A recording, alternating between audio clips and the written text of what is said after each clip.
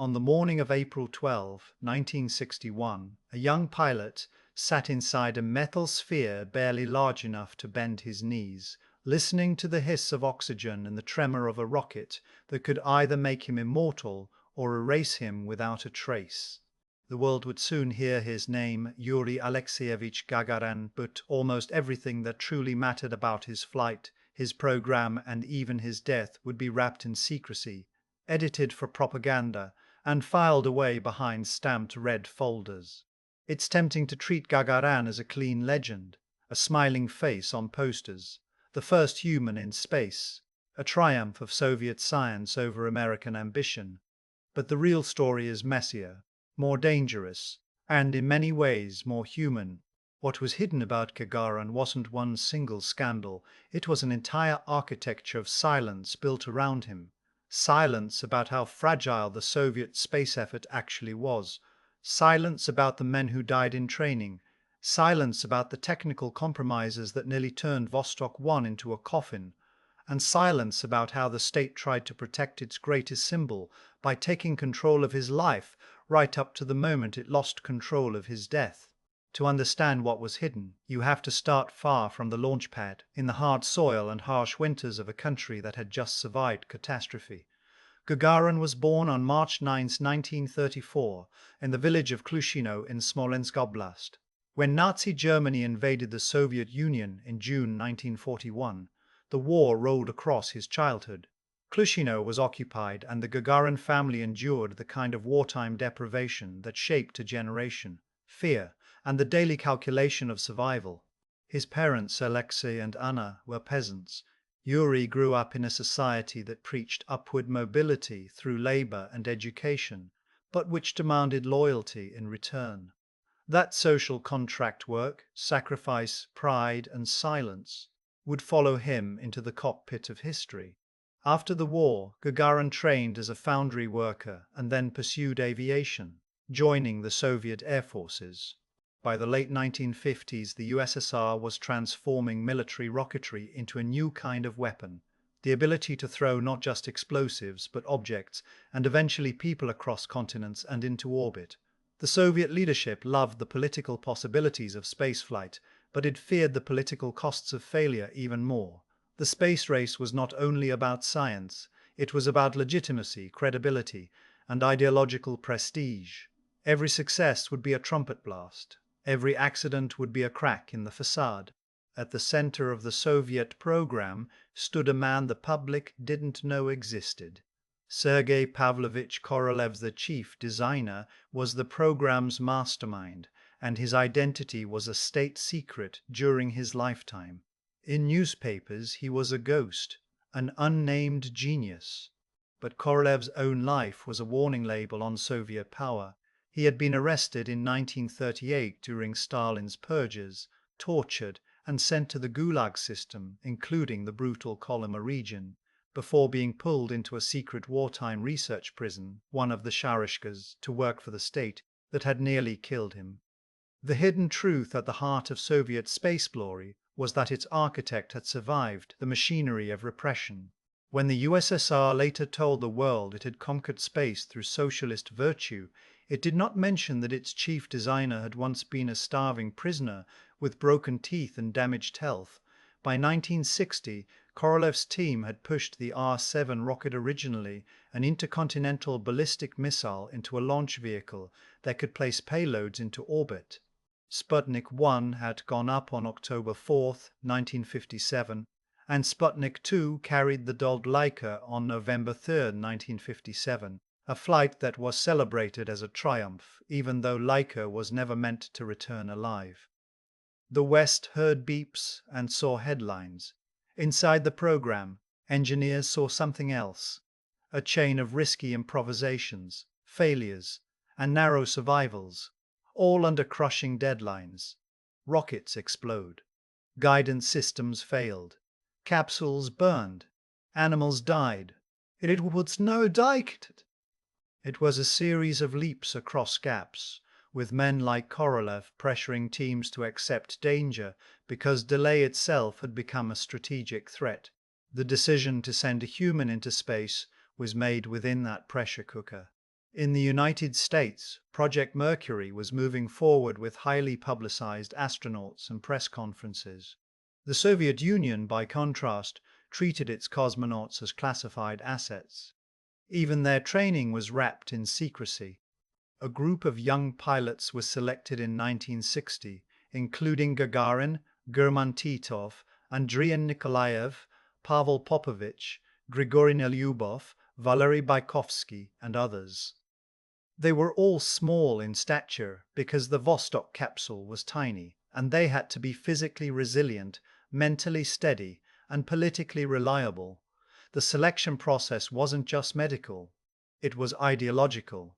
The first man in space would be a human banner, and the state intended to choose a banner it could control. That word control is where the hidden story begins to tighten like a cable. The Vostok spacecraft was, by modern standards, brutally minimal. It was designed to get a person into orbit and back, but not necessarily to give that person full authority. There were serious questions about how the human brain would respond to weightlessness. Would a cosmonaut panic? Would he lose consciousness? Would he become disoriented and start pressing the wrong buttons? The Soviet solution was not to trust the pilot, it was to lock him out. Vostok's controls were largely automated. The spacecraft would fly the mission on its own. Manual control was technically possible, but it was restricted. The code to unlock manual controls was sealed in an envelope on board. This is not a myth. It is documented in accounts of the program. The idea was that if the cosmonaut remained fully capable, he could open the envelope and enter the code, but the very existence of that envelope speaks volumes. The first human in orbit, this symbol of Soviet mastery, was not entirely trusted to steer his own fate. If the capsule was a symbol, it was also a hazard. Vostok had no soft landing system that could bring the capsule gently down with a human inside. The cosmonaut would eject from the capsule at about 7 kilometers altitude and parachute separately to the ground. This was a practical solution to the engineering problem, but it created a political one. The Fédération Aéronautique Internationale, FAI, which certified aviation and space records, had rules requiring the pilot to land with the craft for the record to count. The Soviet Union wanted the world to recognize its first man in space achievement without caveats. So it hid the ejection. For years, official Soviet statements implied Gagarin landed inside his capsule. The details were murky by design. What the world saw was a smiling hero. What it did not see was the careful manipulation of technical truth to secure a clean propaganda victory. This wasn't a small fib. It was central to how the Soviet state packaged spaceflight, presenting it as controlled, flawless, inevitable, even when it relied on workarounds and hidden procedures.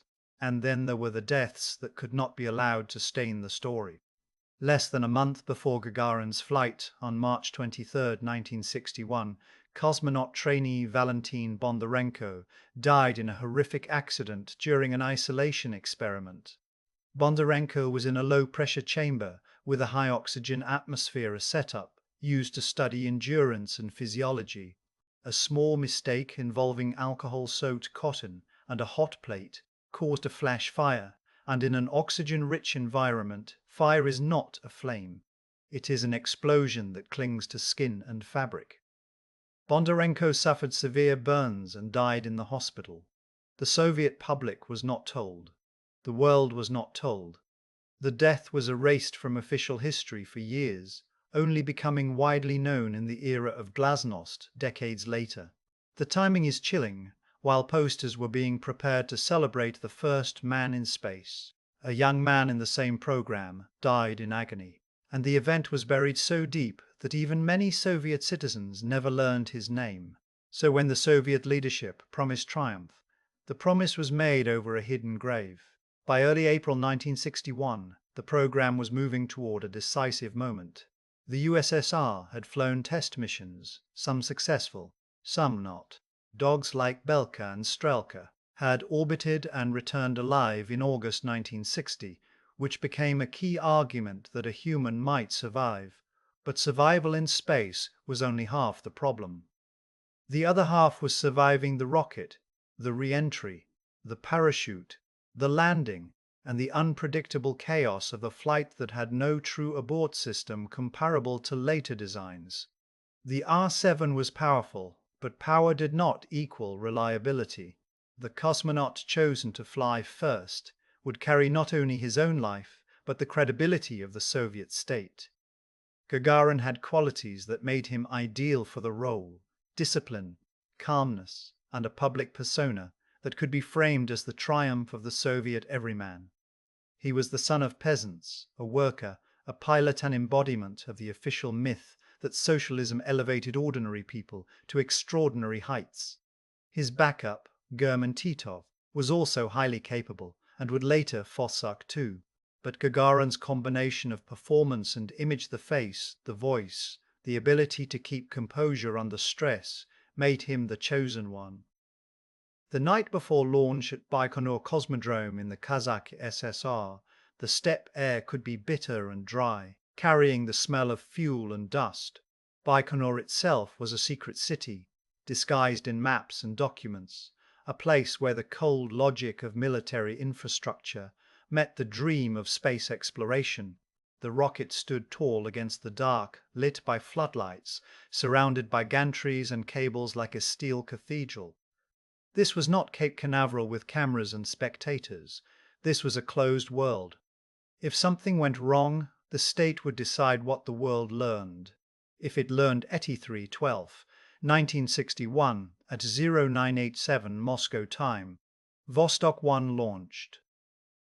The roar of engines was not just sound. It was vibration through bone, a physical assault. A rocket launch is controlled violence, and the margin between ascent and catastrophe is thin enough to haunt every person who has ever tightened a bolt on a launch pad. Gagarin's flight lasted 108 minutes. He completed one orbit of Earth. It is one of the most famous numbers in modern history. Brief, clean, decisive. But the hidden story is in the details, the parts that could have turned that number into an epitaph. One of the most serious issues involved the orbit itself. Vostok 1 was placed into an orbit higher than planned, approximately 327 kilometers at apogee, rather than the lower target. This mattered because Vostok's retrofire system was the main guarantee of return. If the retrofire failed, the spacecraft would slowly decay from orbit due to atmospheric drag. In a low orbit, decay might take days. In a higher orbit, it could take much longer, enough that life support might not last. The uncomfortable truth is that if certain systems failed, the first man in space could have been stranded above Earth, alive for a time, then dead, with the Soviet Union deciding whether to admit it or deny it. The mission's retrofire did occur, and re-entry began. But even re-entry, often portrayed as a straightforward downward arc, can become a nightmare when things don't separate cleanly. Vostok's service module was supposed to detach from the re-entry module. It initially failed to separate properly, causing the spacecraft to tumble violently. This kind of tumbling is not a gentle spin, it is a chaotic rotation that can crush the human body with changing forces and disorient even the toughest pilot. Eventually, the module separated, likely as connecting cables burned through during re-entry heating, and the capsule stabilized. That eventually is doing a lot of work. It is the spaceflight equivalent of saying a building eventually stopped collapsing. Then came the part the Soviet Union preferred to keep vague. At around 7 kilometers altitude, Gagarin ejected and descended by parachute. The capsule also came down separately. This was a successful landing procedure in engineering terms, but it complicated the record-keeping and the narrative. The myth of the heroic pilot landing inside his spacecraft was cleaner than the truth of a man thrown from a falling sphere, like an artillery shellman bailing out of a doomed plane. Gagarin landed in the Saratov region near the Volga River, not far from Engels, around 10:55 Moscow time. The ground was spring soft, fields still holding the memory of winter. The first human to travel to space came down not in a grand parade zone, but in an ordinary rural landscape, where local people, farm workers going about their day, encountered a figure in an orange suit and helmet. The contrast is almost comic, except it's too historically sharp to be funny. The most advanced technological feat of the era ends with a confused meeting in a field. Within hours, the Soviet propaganda engine surged into motion. Nikita Khrushchev, the Soviet leader, understood spectacle. Gagarin was flown to Moscow and celebrated with enormous fanfare. He was awarded the title Hero of the Soviet Union. His smile became a weapon, a reassurance, a billboard that seemed to say, "We did this first, we did it safely, and our system produces heroes." But what if the system's greatest need was not truth, but victory? The Soviet space program was built on secrecy, not merely because of military considerations, though those were real, but because the political system treated bad news as dangerous. Failures could suggest weakness, weakness could invite internal doubt, so the state curated the story. It emphasized triumph and minimized risk. It highlighted the pilot and hid the engineers. It praised the party and avoided mentioning improvisation. And there were other shadows. The very selection and management of cosmonauts involved an intense apparatus of monitoring and discipline. These were military officers. Their careers and freedom depended on compliance. Even their private lives could be scrutinized. A cosmonaut was not just a pilot, but a living state asset. One of the most striking ironies of Gagarin's fame is that it reduced his autonomy. The first man in space was, in a sense, grounded by his own legend. After Vostok 1, Soviet authorities became deeply protective of Gagarin.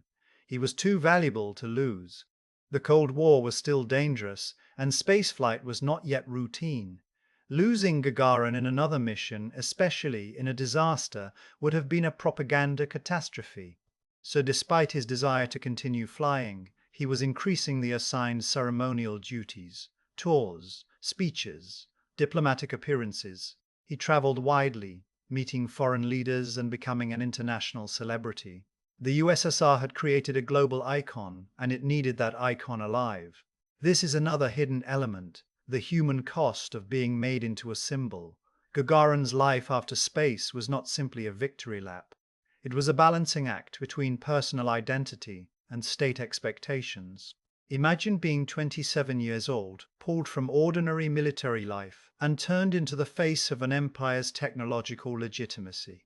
Imagine being told, implicitly or explicitly, that your smile was strategic. At the same time, the Soviet space program continued under intense pressure. The early 1960s were a period of rapid missions, Vostok flights, then the Voskhod, then the beginning of the Soyuz era. The competition with the United States intensified, particularly after President John F. Kennedy's May 25, 1961 commitment to land a man on the moon and return him safely before the decade was out. In response, Soviet leadership demanded results. That demand shaped decisions with life or death consequences. Secrecy remained the default. When disasters happened, they were often concealed or reframed. One of the most infamous examples, though not directly tied to Gagarin's flight, was the Netherlands catastrophe on October 24, 1960, when the R-16 missile exploded at Baikonur during preparations, killing a large number of people, often cited as at least 74 dead, with some estimates higher-ranking officer was among them. The disaster was covered up for years. It was officially denied or obscured. The pattern was consistent. When success occurred, it was shouted. When failure occurred, it was swallowed. This was the ecosystem in which Gagarin existed, where information was not merely communicated, but managed like ammunition. The hidden story also includes the internal politics of the Soviet aerospace world. Korolev was brilliant, but he was not alone, and he was not unchallenged. There were rival design bureaus and competing visions. Valentin Glushko, a leading rocket engine designer, had a complex relationship with Korolev, including disputes over propellants and accusations that dated back to the Purges era. Soviet technology advanced at extraordinary speed, but it advanced through bureaucratic conflict as well as genius. Behind every celebratory headline was an internal struggle over budgets, authority, and blame. Gagarin, meanwhile, tried to return to what he knew, flying. He enrolled at the Zhukovsky Air Force Engineering Academy. He trained to regain flight status, moving back toward the cockpit from the podium. But even this was complicated. The state's desire to protect him collided with his identity as a pilot. Keeping the first cosmonaut alive made political sense. Keeping him satisfied as a human being was harder. Then, in January 1966, the man who had built the program in secrecy, Korov, died during surgery. His death was a shock inside the Soviet system. For the public, the announcement was delayed and cautious, and even then his role was still partly veiled by the long habit of anonymity. Korolev's absence weakened the program at a crucial time. Leadership shifted. Decisions became more fragmented. The dream of beating America to the moon was already slipping, and without Korolev's singular authority, the chances did not improve. By 1967, the danger of Soviet spaceflight could no longer be entirely hidden, even if the details were controlled. On April 23, 1967, Vladimir Komarov launched on Soyuz 1, the first crewed flight of the new Soyuz spacecraft. The mission was plagued with malfunctions. Komarov struggled with solar panel deployment issues and control problems. Then, during re-entry, the parachute system failed. Soyuz 1 crashed, and Komarov was killed. It was the first in-flight fatality in the history of spaceflight. The Soviet Union could not fully conceal the death, but it could still shape the narrative. Komarov was honored, his sacrifice framed within heroism and progress. Yet for cosmonauts like Gagarin, Komarov's death was not an abstraction. It was a grim confirmation that the system still demanded risk and sometimes paid in blood. Komarov's death also intensified scrutiny and fear around the cosmonaut corps. If a modern spacecraft could fail so catastrophically, what did that mean for the men asked to fly it? How many near misses had been smoothed into silence? And now the story tightens toward its most haunting hidden chapter, Gagarin's own death. By 1968, Yuri Gagarin was still the world's most famous cosmonaut, but he was also a man trying to reclaim the pilot's life that fame had stolen. He had been flying again. He was not a reckless thrill-seeker. Documented accounts describe him as disciplined, but the Soviet aviation and training environment, like the space program, involved risk intensified by weather, scheduling, and the constant demand to perform. On March 27, 1968, Gagarin died in a plane crash during a training flight. He was in a MiG-15 UTI, a two-seat jet trainer, with instructor Vladimir Saragin. They took off from Kogosky Airfield near Moscow. The weather was poor, cloud cover, limited visibility conditions that increase pilot workload, reduce margins for error. Not long after takeoff, the aircraft crashed near the village of Novosyolevo in Vladimir Oblast. Both men were killed. The Soviet response was immediate and monumental: state mourning, solemn announcements, an outpouring of grief. Gagarin's ashes were placed in the Kremlin Wall necropolis, the resting place reserved for the highest figures of Soviet history. Even in death, he was part of the state's narrative architecture. But the cause of the crash became yet another hidden story. An investigation was conducted, but the findings were not fully released to the public. This vacuum invited speculation: pilot error, mechanical failure, sabotage, medical emergency. In a society trained to read between the lines, absence of information did not calm the public. It inflamed imagination. The state, by default, preferred controlled ambiguity to uncontrolled truth. Over the years, various explanations emerged. One later account, widely discussed, came from cosmonaut Alexei Leonov, the first man to walk in space. Leonov claimed that a nearby Su-15 interceptor jet may have flown too close at supersonic speed, creating turbulence that sent Gagarin's MiG into a spin. Leonov's version gained attention, especially after he elaborated publicly decades later. Elements of the investigative material were reportedly declassified in the post-Soviet era, and discussions continue among aviation experts about the most plausible chain of events. Poor weather, abrupt maneuvers, wake turbulence, and spatial disorientation are all factors that can combine lethally. What is historically solid is this: the Soviet system did not offer transparent closure, and the lack of transparency ensured that Gagarin's end would be surrounded by rumors as persistent as his legend. Here is the bitter irony: the man whose orbit was celebrated as proof of Soviet control over nature died in a scenario where control was lost in the most earthly way: altitude, speed, weather, time. The state that had managed his image so meticulously could not manage the physical realities of flight.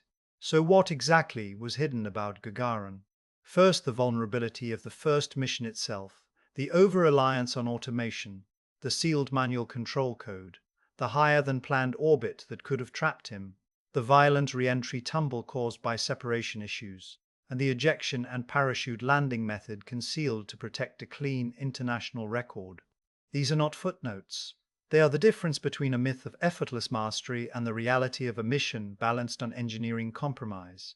Second, the human cost in the shadows, the death of Valentin Bondarenko in March 1961, hidden so the triumph could appear unsullied, the broader pattern of secrecy surrounding disasters like the Nadeling catastrophe, and the later death of Vladimir Komarov on Soyuz 1, a public tragedy that nonetheless sat inside a deeper culture of risk management by narrative rather than by transparency. Third, the political ownership of a person by narrative rather than by transdeki.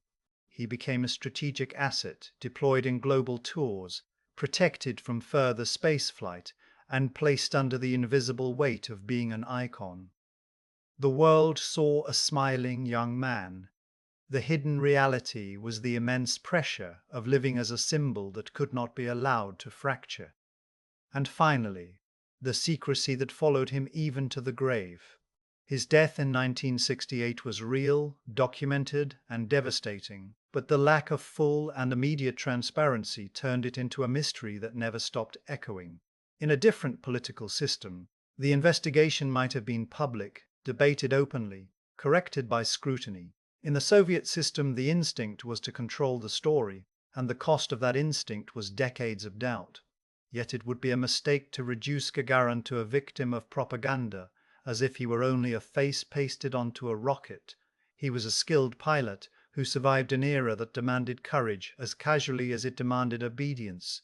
The genuine achievement of April 12, 1961 remains staggering. A human being did ride a rocket into orbit, did look down on the curvature of Earth, did return alive at a time when rocketry was still young and unforgiving. The Soviet Union did accomplish something the rest of the world had not. No amount of secrecy changes the physical fact of that orbit, but secrecy changes meaning. In the Soviet telling, Gagarin's flight was the inevitable product of a superior system, a story of clean progress guided by party wisdom.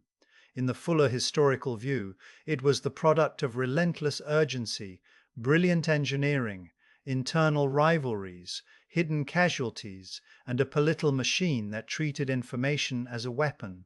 The difference matters because it reveals the true nature of the Cold War space race, not just a contest of rockets, but a contest of narratives, each side trying to prove that its way of life could reach the future first. You can feel that contest in the sensory details of the era if you linger on them. The metallic smell of a capsule interior, the static crackle of radio, the harsh floodlights of Baikonur cutting through steppe darkness, the heavy wool uniforms, the cigarette smoke in offices where men worked through nights, the thick paper files stamped secret. The Soviet Union was a state of immense ambition and immense fear, ambition to demonstrate modernity, fear that weakness would invite attack or collapse. Gagarin's legend was forged in that furnace. And what did the world do with the legend? It consumed it. Western newspapers and television audiences needed symbols, two symbols of Soviet threat or Soviet wonder, depending on the day. For people everywhere, Gagarin's smile offered something rare in the nuclear age. A story that seemed to rise above missile silos and ideological hatred, a story that suggested humanity might share a future beyond Earth. That is part of why the hidden truths sting. They don't merely complicate a heroic tale. They show how even the most transcendent moments can be bound to politics, secrecy, and human frailty. When you look back from the present, when spaceflight is still dangerous but more routine, and when information moves with a speed that dictatorships struggle to contain, Gagarin's story feels like a warning as much as an inspiration. It warns that technological triumph can be used to mask systemic cruelty. It warns that a state can celebrate a human being while also controlling him. It warns that a secrecy, even when justified by security, can become a habit that corrodes trust and truth. But it also offers a different kind of reflection, one that survives the propaganda and the cynicism. Gagarin's flight was not inevitable. It was not guaranteed. It depended on thousands of people, many anonymous, working under pressure in a system that could reward them with medals or punish them with ruin. It depended on engineers who took calculations to their limits, on technicians who tightened bolts in cold wind, on doctors and trainers who tested human endurance, and on one pilot who climbed into a capsule knowing, at least in his bones, that return was not promised. The hidden story is that the first man in space lived at the intersection of courage and control, of brilliance and brutality, of truth and narrative. And maybe that is why his face still matters. Not because it proves that a particular system was right, but because it proves something more unsettling and more universal, that humans can reach astonishing heights even while carrying the weight of their own political and moral contradictions. In the end, what was hidden about Gagarin is the same thing that is often hidden about history itself. The posters show the moment of victory. The archives, when they open, show the costs. And the real story, if we are brave enough to look at it, does not diminish the achievement. It makes it real. It takes a saint on a wall and returns him to the world as a man, strapped into a trembling capsule, hurtling into a sky that did not care about ideology, while an empire held its breath and decided in advance what it would tell the rest of us if he never came back.